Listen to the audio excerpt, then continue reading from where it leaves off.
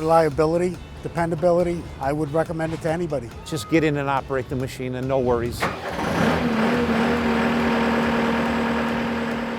My office isn't in an office, it's in a skid steer. To sit in there for 8 or 10 or 12 hours a day, you need something that's really comfortable. It's gonna be fast, it's gonna move right, you got your hands and your feet, you can work it all together. It's a sweet day with air conditioning and the radio, and yeah, I love it.